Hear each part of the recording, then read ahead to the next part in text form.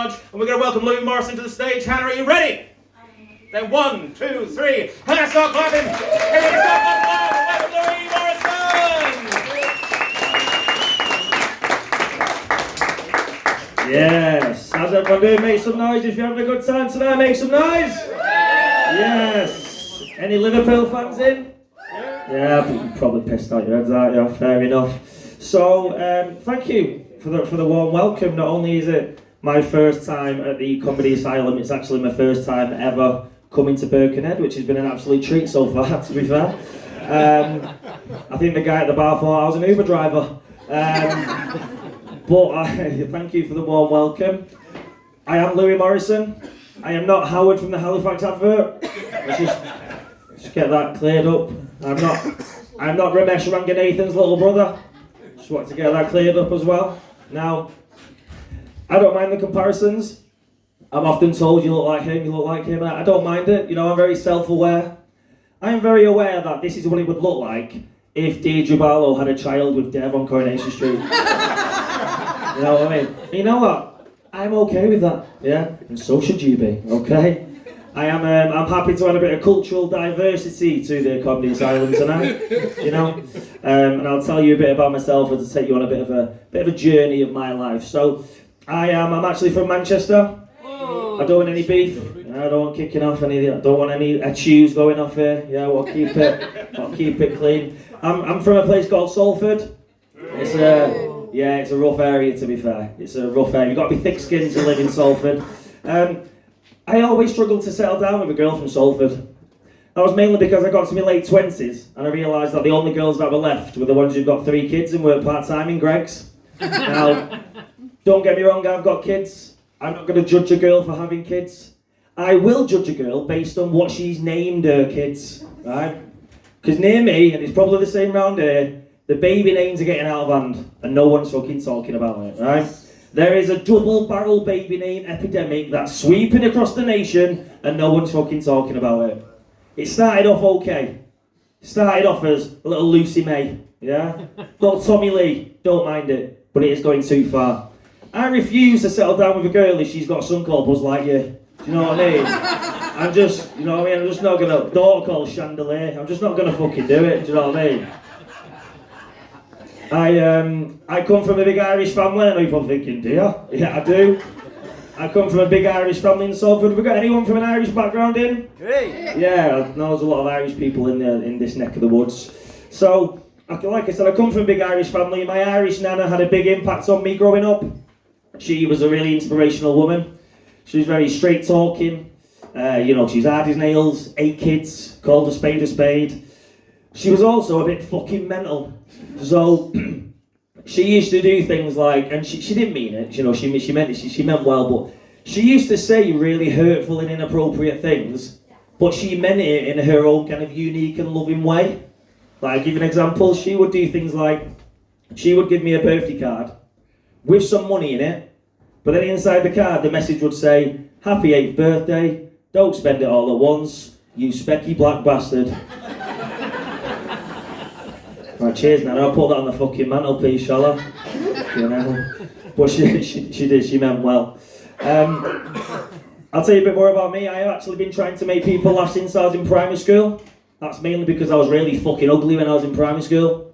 So I used comedy and humour as like a defence mechanism to combat my own ugliness. My teeth looked like they were trying to escape my face. I looked malnourished. I had a really bad lazy eye, which is a really bad combination. Watching a home video of me is like watching one of them adverts for children in need. You know the ones as well, don't you? It's not a good look when people go to my house and look for old photo albums and they start offering to give me mum £2 a month. And it was bad. I was so ugly. The main issue was how cross-eyed I was. And in the 90s, it was like this in Greater Manchester, it might have been the same round here. Every primary school in the 90s had a specky top with a patch on one lens because he had a lazy eye, and that was me. I was the kid with the patch. A few years of nodding. Did you know a few patched kids on the estate? You were a patched kid? Patched sister, yes! I can tell you got a lazy eye like me. I was that cross-eyed in primary school. When I cried, the tears went down my back. Honestly, it was bad. It was bad. Put it this way, if my eyes formed a boy band, they'd be called Two Direction. Right? It was bad. And I'll tell you a bit more about me. So I'm at that stage now in the year where I'm thinking, where am I going to go on holiday? I know a few people are thinking, where am I going to go away this year? I would very much love to go back to Thailand. Thailand's my #1 country, my favourite place. Hey. Anyone ever been to Thailand? Love it. Whereabouts did you go? Phuket, yeah, you were quite a nice area. So my dad, a bit of background, bit of context. My dad actually lives in a place called Pattaya, which is like the sex capital of the universe. It is fucking mint, right? So I've actually been there 3 times because he lives there. So I get it's great, I get free accommodation, my own tour guide, it's amazing. Now, about 10 years ago, on my first trip to Thailand, on my very first night, my dad decided to take me on a night out to the LGBTQ community where he lives. Like the Manchester Canal Street of Bangkok. It was an eye-opener, put it that way. My dad being my dad, it's like a weird prank, decided not to tell me that's where we were going.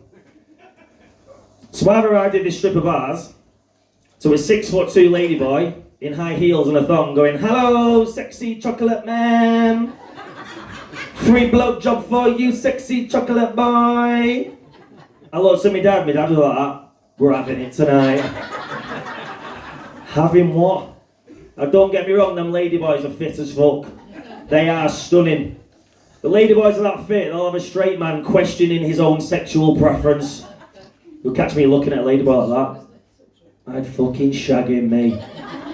He would get it all over. Sorry, it's 2024. They would get it all over. And I'll tell you a bit more about me before I love you and leave you. I actually grew up in a white community, which was never really an issue. The only time it did become an issue was when I first started going on nights out, when I was like 16, 17, going into the city centre. That was my first experience of meeting black people that I weren't related to. It was quite an intimidating experience. I often found myself thinking I don't know what to say or do, I wanted to appear cool. Bear in mind, when I was 17 on my first night out, I had a cardigan on and some rosemary beads. I was hardly giving off the impression that I was raised on the streets. And on my first night out, I got chatting to this one black guy, friend of a friend, he got introduced. And he was like, "Wagwan fam, what are you saying, brother?" And I was like, "Hello." And he said something to me that I'll never forget. He said to me, "You don't act very black." And I've always thought, I've heard that a few times, like, what does that mean? How is a black person supposed to act?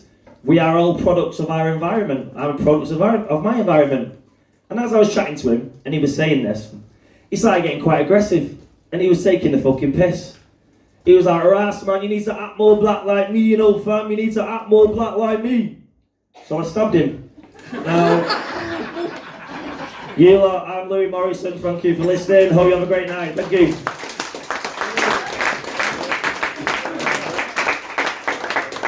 LewyMorrison, everybody! Right, you lovely people, that brings us to the time for our first break. So, recharge your glasses, do what you need to do, but we'll be back here in about 15 minutes. But before we go, let's give it up for the acts you saw in that section. You saw Alex Berry! You saw LewyMorrison! See you back